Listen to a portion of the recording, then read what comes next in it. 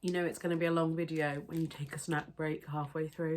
Well, we are going full chronic illness, full house today with the cold, the bellyache, the backache, wearing the wearable UU bottle, which I will link below because it is an absolute lifesaver. Hello, I'm Charlotte and this is Books and Bargains.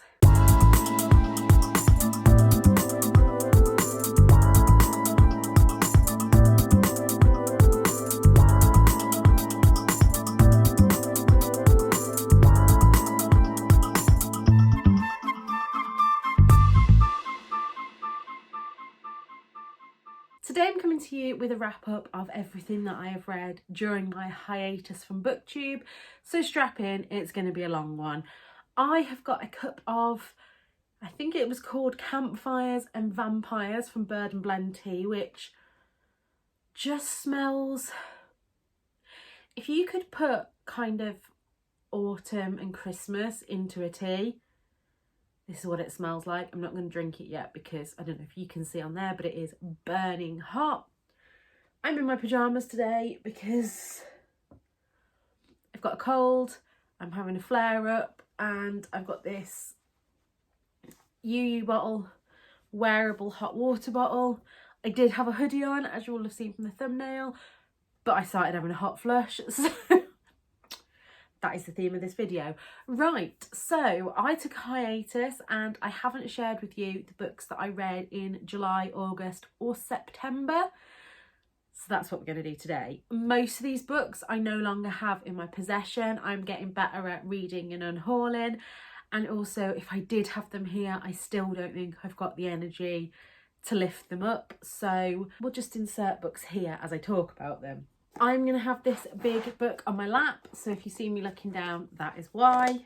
And let's get into it. So in July, I read a total of 10 books, which equates to 3,874 pages. The split of this was 20% non-fiction and 80% fiction. And overall, we had a 4.05 star rating overall. This was also the month that I decided to stop rating non-fiction books because I always think that sometimes my rating gets a bit skewed, especially if it's a memoir, because even if I didn't enjoy it as such, I always feel like because it's somebody's story, I can't be too harsh. So I've just decided that no non-fiction ratings will be going ahead anymore. But from the end of this year, I will be doing a top 10 non-fiction books of the year, so I hope you will enjoy that. I've pretty much just written this in the order that I read the books, and like I say, some of these I don't even remember. Some I think I'll remember more than others, but let's just go through it and see where we get to. So the first book that I read was The Castaways by Lucy Clarke, and I was so disappointed with this one. I think I originally rated it a 3-star and have knocked it down to a 2 since, because the more I think about it, I read it at a time when I just wanted something to grip me, which it did. However, do you know what? I'm not even going to go into too much detail on this one. If you want to see it put eloquently, just go and look at Leanne from Literary Diversion's latest Tops and Bottoms video. I'll link it below because she just summed it up so perfectly, and she didn't actually finish the book, but I did. And without giving any spoilers, I've just ripped my page. Without giving any spoilers, the only way I think the ending could have been worse is if it had have all been a dream. Lucy Clarke is a fantastic author, and her thriller You Let Me In, I gave a 5-star to. So I'm hoping I can just put this one down to good author, bad book, but we'll have to see going forward. The next book I read was History's All You Left Me by Adam Silvera, and this book broke my heart. I sobbed at this book. I don't know if I can read another Adam Silvera because of how much it broke me. I thought it was a fantastic look at grief through the eyes of teenagers, and teenagers coming to terms with things such as sexuality, and it was just, yeah, I don't know how to put my finger on how great it was. I read this with subtitles, by which I mean I read the physical book and also listened to the audiobook. And I do have They Both Die at the end on my TBR, but I'm just not sure I can face it. I then read Food Isn't Medicine by Dr. Joshua Woolrich, and this is to do with the theme of me trying to work out my shit around food and eating and health. And this is a book that really calls out a lot of the nutribolics that is out there on the internet, and it was fantastically done. I flew through this one and it was a really good look. I mean, there was a lot of things that I'd already read in other books, but also some things that just really shocked me about claims that people have put on the internet about kind of curing cancer with food and things like that. Yeah, it was really interesting. I know that I'm not doing some of these books justice because it has been a while since I read them and my brain is fried. Then I read The Last Chance Library by Freya Sampson, and this was one of those books that I'd got in my head was going to be a 5-star, and there was just something about it that let me down. There were some brilliant characters, and in essence, it was about saving a local library from being shut down. And while I really enjoyed that, there were sections of the book that just dragged for me and I just wanted it to get going at points. But the sense of community and the sense of these wonderful characters was just brilliant. Like I say, the pacing was just off, and I gave that a 3.5 stars. So it's one that I did enjoy, but I don't think it's one that will stand out in my head for like years to come. I then read Dr. Chatterjee's latest book, Happy Mind, Happy Life. Now, Dr. Chatterjee is someone that I don't know personally, but feel a little bit conflicted when it comes to his books a lot of the time, because while I agree with about 90% of what he writes, in his earlier books especially, he can be a bit reductionist when it comes to health and, dare I say, a little ableist. He does seem to have got better in later books, but he's a very good doctor in the way that he will admit when he's made mistakes in the past.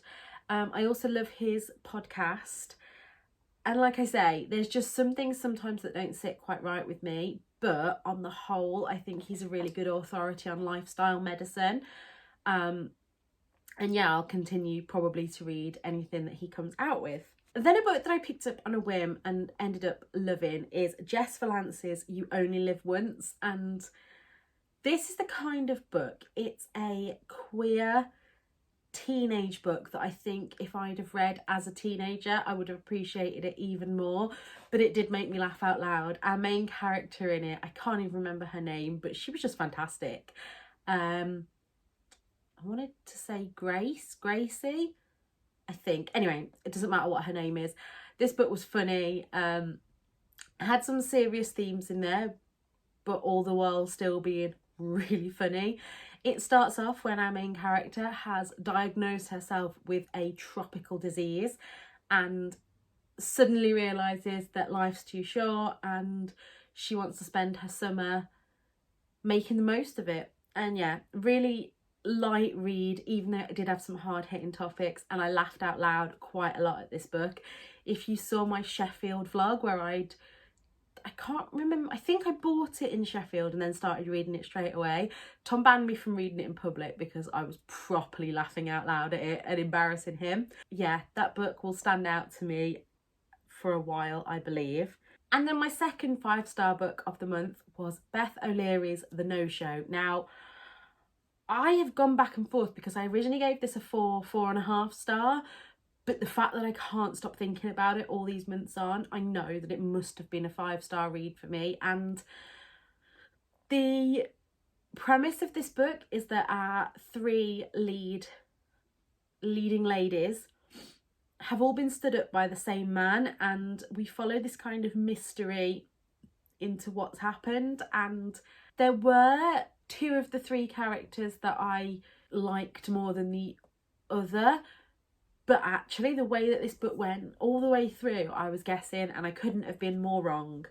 I think there is this kind of emerging kind of romancy mystery genre that I really want to get more into, because so far books like that really float my boat. So if you know any more, let me know. I've heard The Man Who Didn't Call by Rosie Welsh is like that, but reading this firmly cemented Beth O'Leary as one of my insta-buy authors.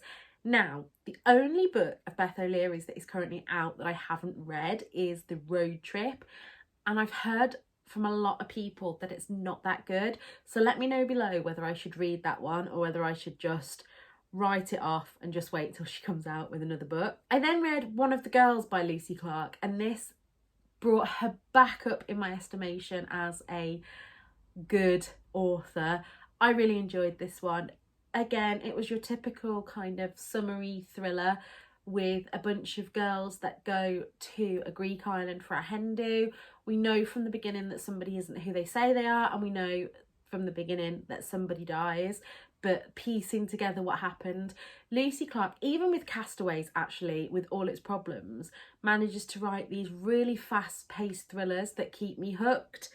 And One of the Girls was no exception, and I gave that a 4-star. I then read The Slow Lane Walkers Club, and this was sent to me as part of a blog tour, so thank you to the publishers for that. However, this was another one that I would have predicted would have been a 5-star and ended up just settling at a 3. There was this really beautiful relationship in this. A man inherits his grandma's house after she passes away, and him and his sister are sorting it out and deciding what they're going to do with it. He then makes friends with her octogenarian neighbour Hazel, and they begin this walking club. That aspect of the book I really enjoyed, and if it had just been exploring that, I think I'd have enjoyed it more. But then there was this side romance that just didn't ever feel fully formed to me. It felt like it was put in there when the book didn't need a romance. I love my fluffy kind of community type books, and I definitely think that they don't always need a romance, and unfortunately I think the romance in this book just kind of took away from it for me. So again, that was one that I did enjoy, but would I be recommending it? Probably not.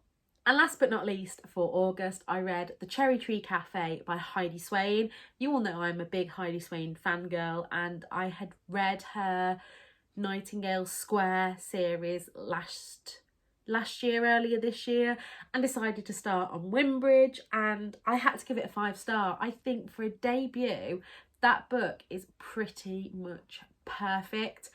Absolutely loved it, and like I've said before in my previous video, if you want to start with Heidi Swain, I think that's where I'd recommend you start. And then in August, this is where things started to go a little bit downhill for me mentally, and I read a total of 6 books. Now, that did still end up being 2,501 pages, but the thing that I wanted to point out to you, which made me laugh in retrospect, is that I read 2 genres this month, romance and self-help, which, if that doesn't show you where my brain was, nothing will. And this was split between 67% fiction and 33% non-fiction, and actually a fantastic 4.25-star rating, which I think because I've started DNFing books a lot earlier on, generally if a book is going to be less than a 3-star, I'm not going to finish it. The only caveat on that is if I'm reading a book for blog tour, or if I'm reading a book that is kind of 3-4 star all the way through and then the ending tanks it. So yeah, that's probably why my ratings are getting higher. So let's start with the fiction. And the first of these was True Love at the Lonely Hearts Bookshop by Annie Darling. I've said before, the first book in this one was really hit or miss for me because I really didn't like the love interest, and I wished with all my being that the main character hadn't ended up with him. But this book, the second in the series, but I guess they could be read as companion novels, but I enjoyed this one a lot more. I thought our main character was a lot more likeable, a very introverted, I've said before and I'll say again that kind of introverted main characters, especially when they work in a bookshop, are my, as my niece put it recently, my ride or die, getting down with the kids, and that is what we got from this one. And I really did enjoy the love interest in this one. The only thing was about 75% of the way through there was this miscommunication trope, which generally bugs me. I don't think I've found a book yet that hasn't made me at least roll my eyes, and so that's why this one got a 4-star. And the next book that I read was Emily Henry's You and Me on Vacation, and I gave this a 5-star. I enjoyed Beach Read, but I didn't fully see the hype around it.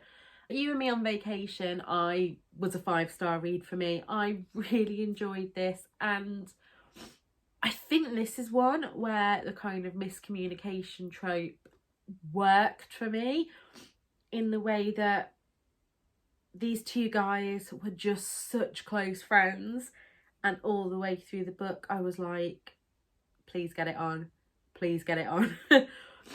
Emily Henry has that way of writing tension that means I'm still engrossed in the story, but I'm rooting for the characters all along. And yeah, You and Me on Vacation, I believe, made me cry at some points. And I really like that our main character was a travel blogger, because it was really nice to see a blogger in a book portrayed in a positive light. I think sometimes it's a kind of lazy trope that people get into, to kind of assume something about that person's personality because they have an internet job. And yeah, this one portrayed that really well. If we're sticking to the fiction, I then read 2 Heidi Swains, one after the other. The first of these was Summer at Skylark Farm, which I gave a 3.5 star. Now that's the lowest I've ever given a Heidi Swain book, and this was totally a it's not you, it's me thing. I just couldn't click with the main character, Amber. I don't know what it was about her. It was probably the headspace that I was in at the time. But yeah, I just couldn't connect with her. So I gave that a 3.5 star. And yet I'm currently reading Coming Home to Cuckoo Cottage, which is the 5th in the series. And Amber as a side character in that, I absolutely love. So it probably was just my headspace at the time. I then followed that on with Mince Pies and Mistletoe at the Christmas market, which again, I loved. Yes, it was August.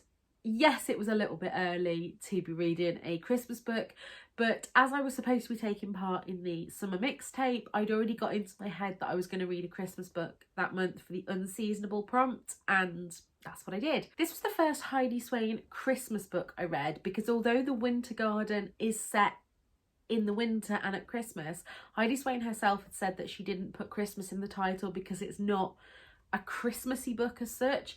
And this did not disappoint. I was there at the market.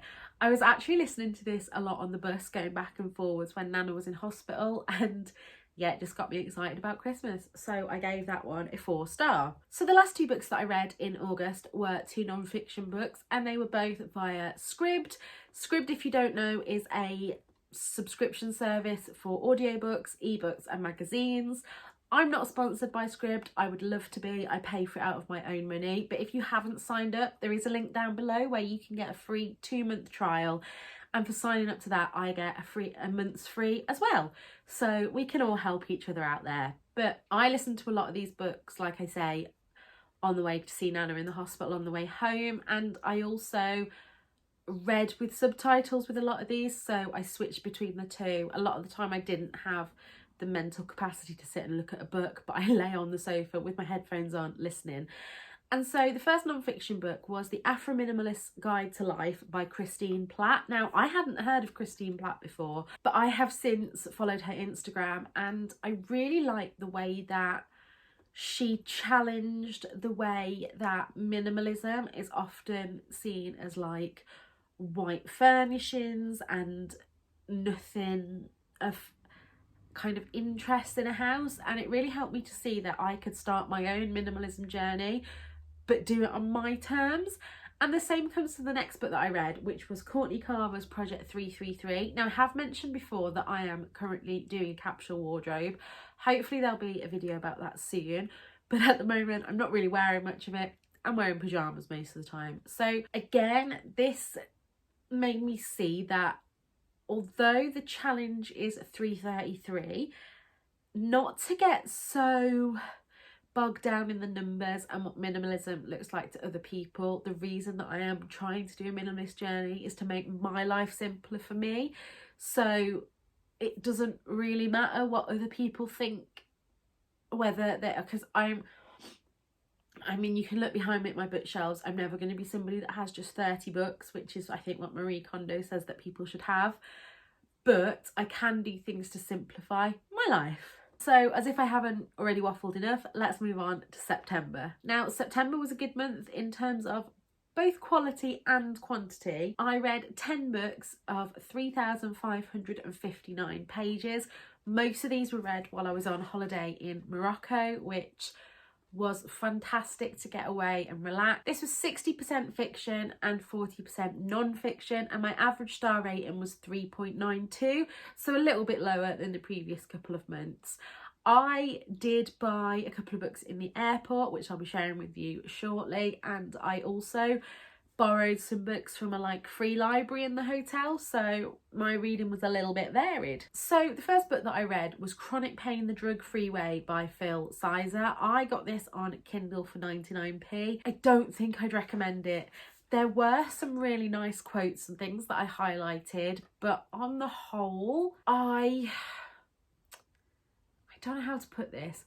This is a doctor that has worked in chronic pain clinics, and while I agree with what he was saying, that chronic pain needs a lot more support because a lot of the drugs and things that people do take for pain are causing more issues than they're solving, I did find a lot of this book made me roll my eyes. So yeah, wanted to include it here because I read it but would not recommend. I then read Insatiable by Daisy Buchanan, and this was sent to me via NetGalley from the publishers. This had been on my TBR for far longer than any ARC should, and I am trying to get on top of that. She says as she has just requested quite a few more NetGalley books, but let's just gloss over that for now. That's not for this video. Now this book, this was possibly the best bisexual representation I think I've ever read in a book. However, the plot itself, I would say, if you like kind of Sally Rooney's Normal People, where it's more about the characters than the plot, I think you would like this book. It is very not safe for work in places and very graphic, which I enjoyed.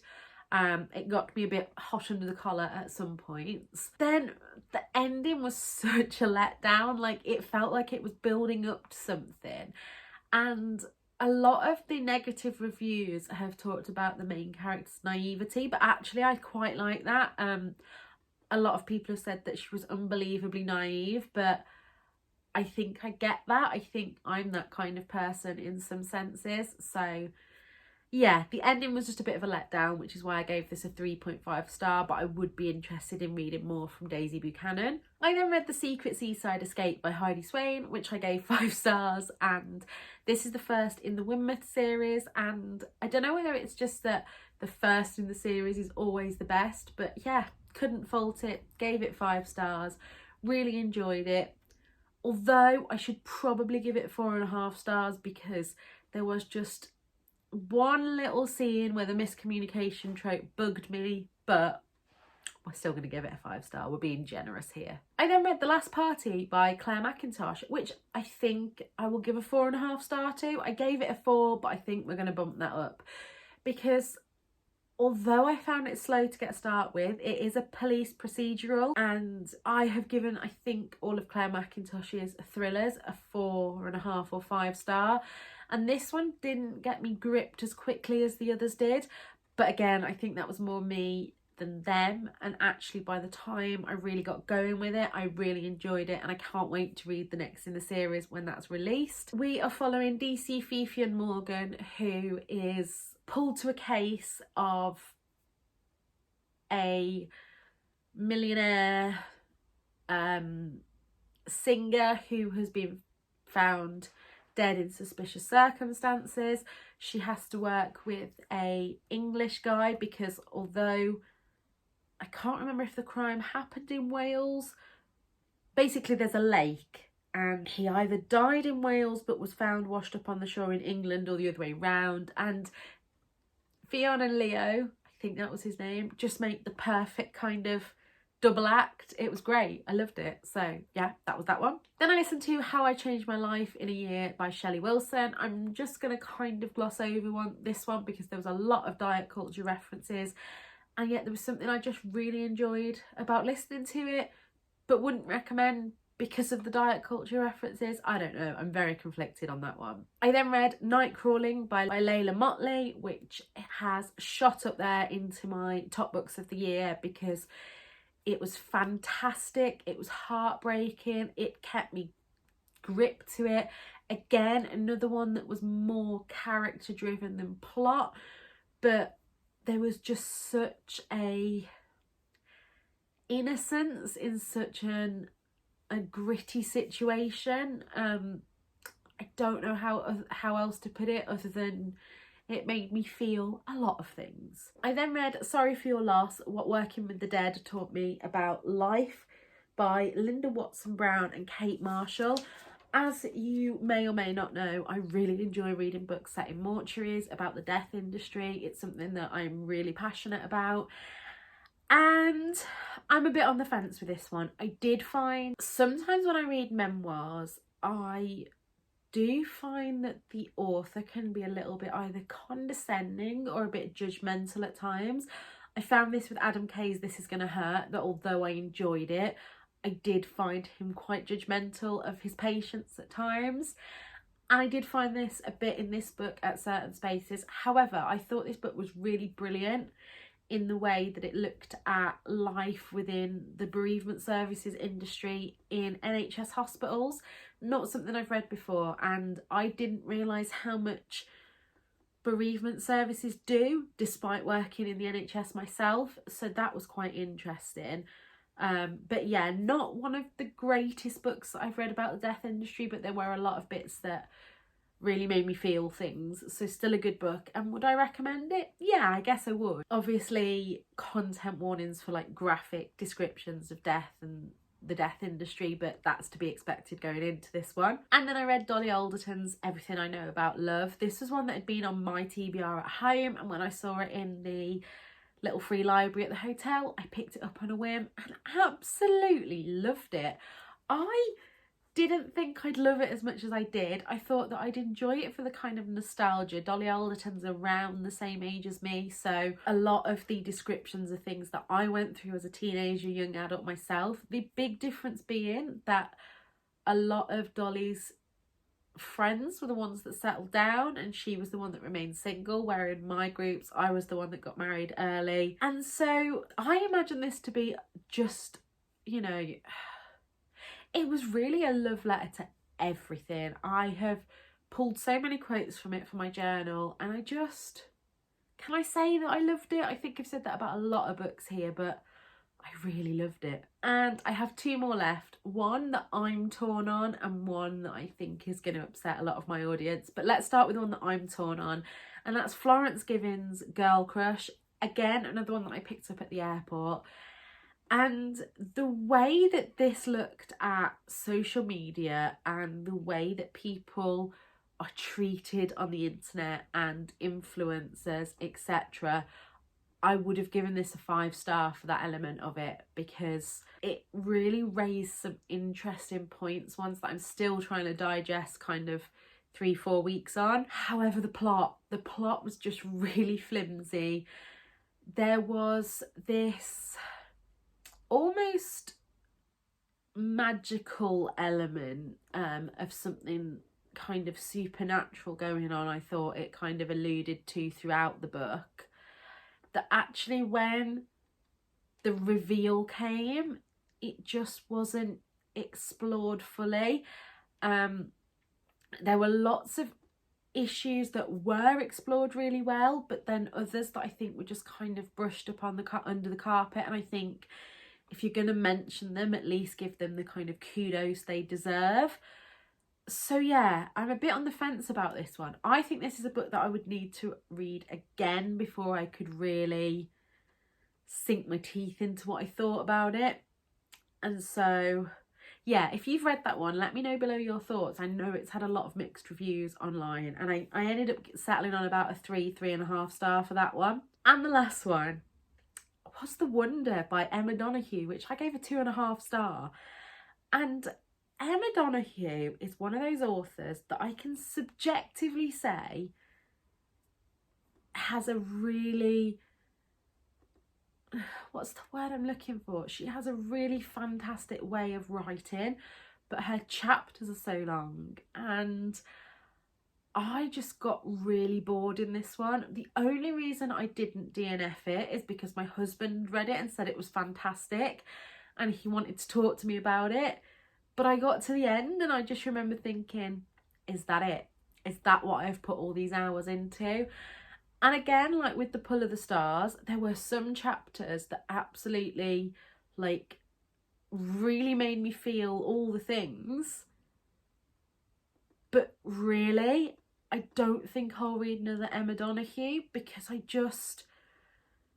don't think the payoff is worth the time I've put in. Like, for the, I don't know how to put it. I just don't think that Emma Donoghue is the author for me, and please don't hate me. So that is all the books that I wanted to talk to you about during my hiatus. If I add that up, I think that is 26 books we've talked about here. I am absolutely shattered. My bed is over there calling me, so I think I'm going to go and have a little afternoon nap. But I hope you enjoyed this video. If you did, please give me a like below and leave me a comment telling me anything about any of these books that you have read. And if you don't know what to comment, then just leave me a pink emoji because my cheeks are a bit pink today due to my hot flushes. And until next time, look after yourselves. Bye.